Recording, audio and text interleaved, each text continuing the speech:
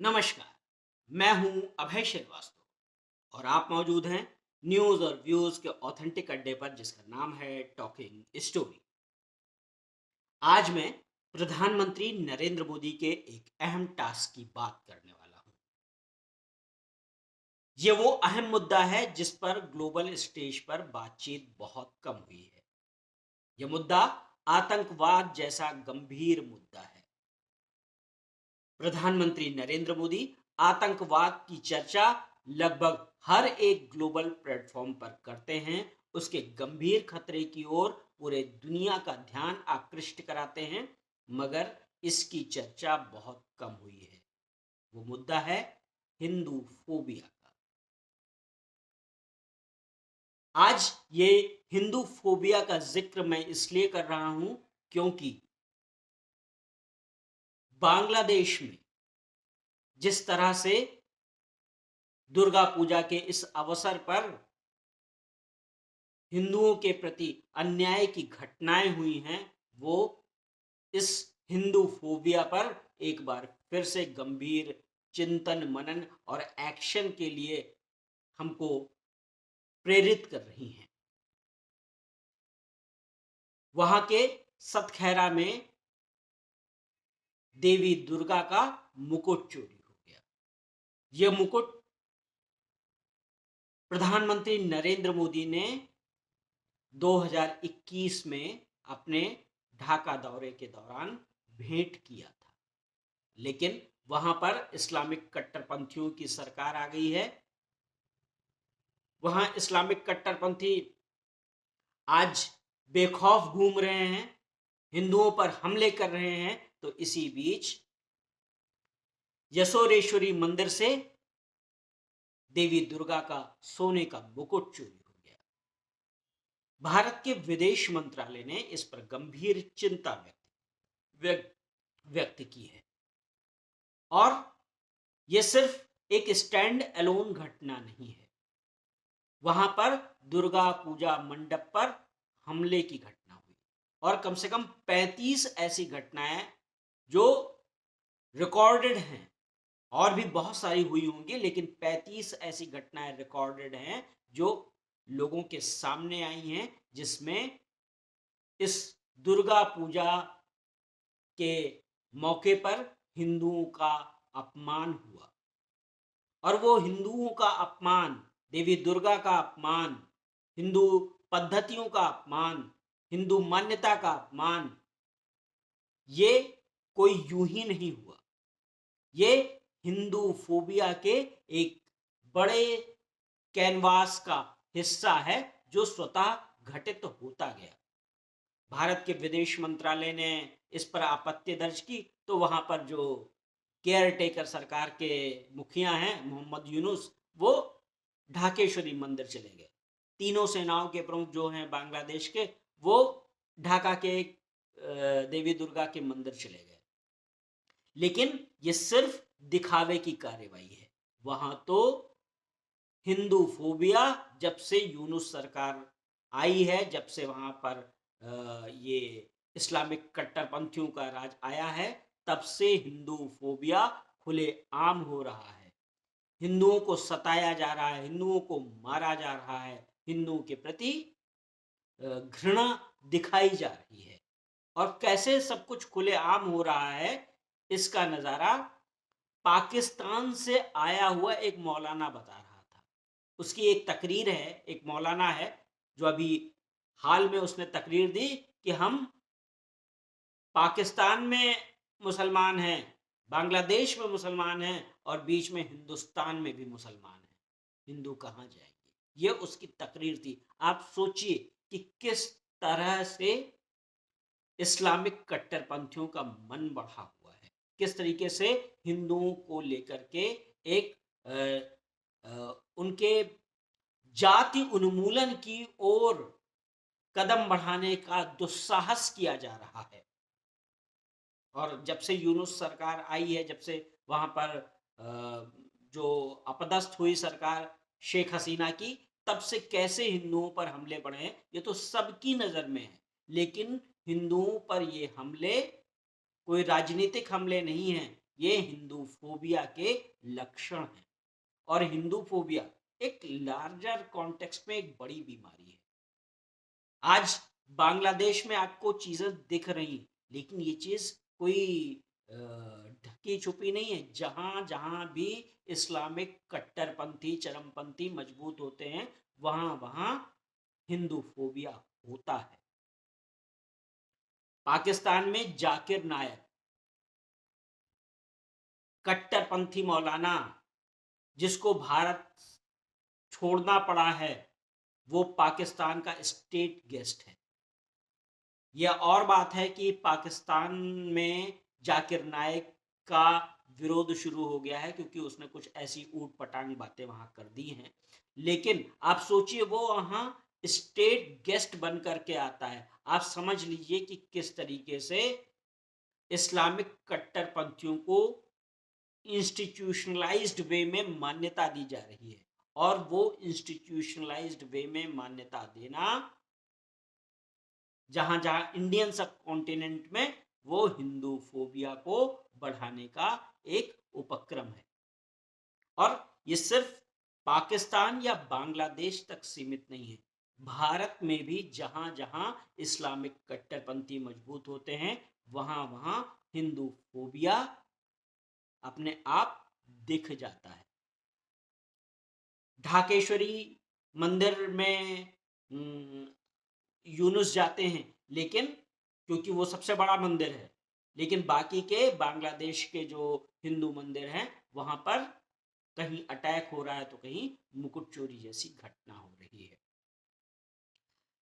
बांग्लादेश की चीजें अंतर्राष्ट्रीय मसला है, भारत ने उसको अंतर्राष्ट्रीय प्लेटफॉर्म से उठाया, तो ये चीज सामने है। लेकिन हिंदू फोबिया आपके भारत में भी है। भारत में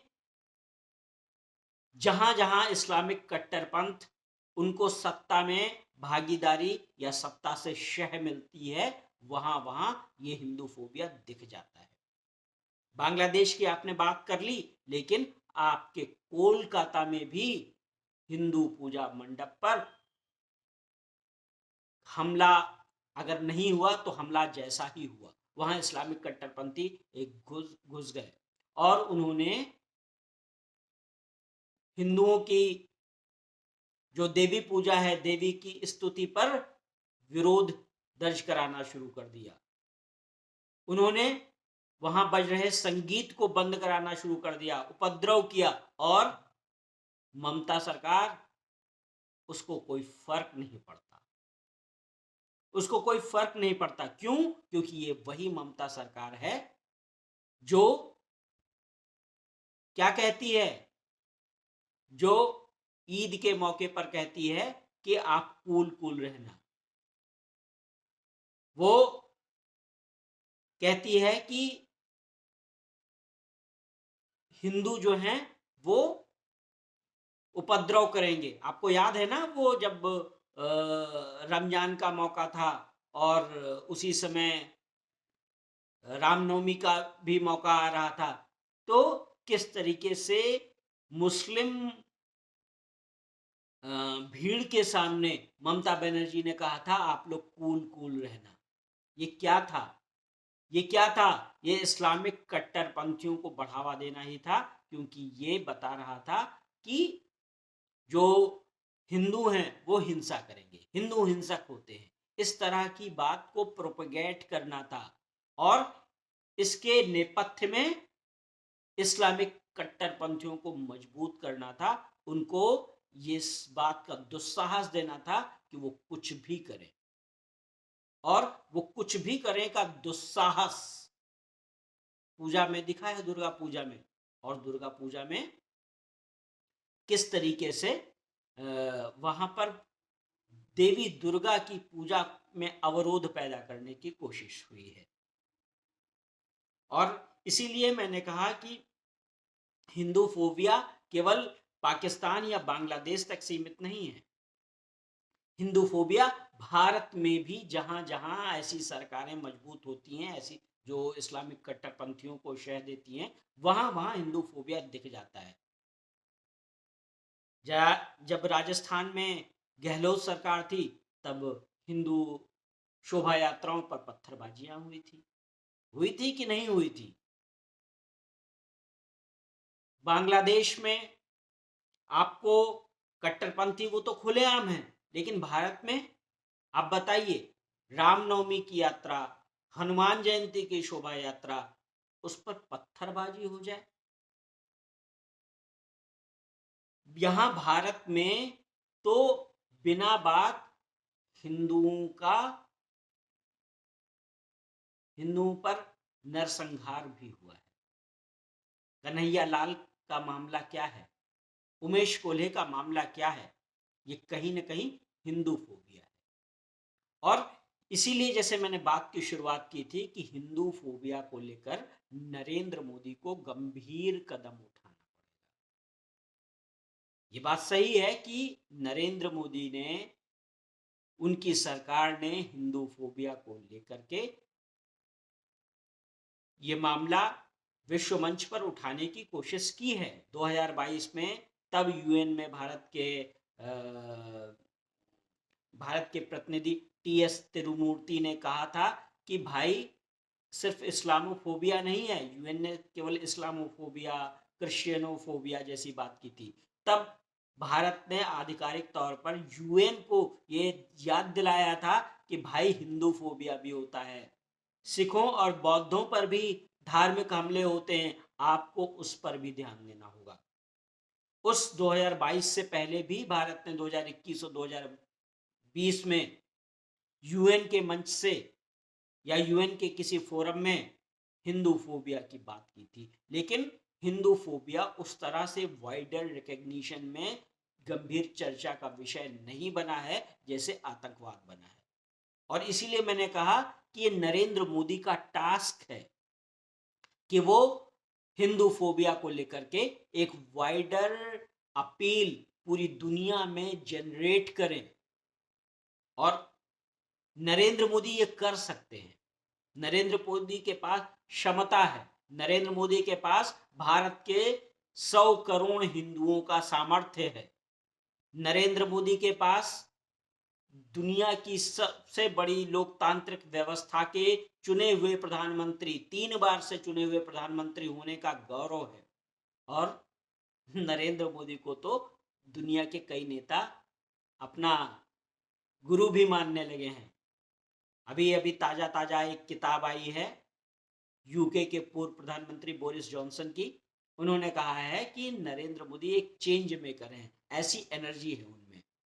अभी अभी जो डोनाल्ड ट्रंप हैं, अमेरिका के पूर्व राष्ट्रपति और मौजूदा राष्ट्रपति पद के उम्मीदवार, उनका भी कहना है, उनका भी बयान है कि नरेंद्र मोदी फैंटास्टिक मैन है, वो फादर फिगर जैसे हैं।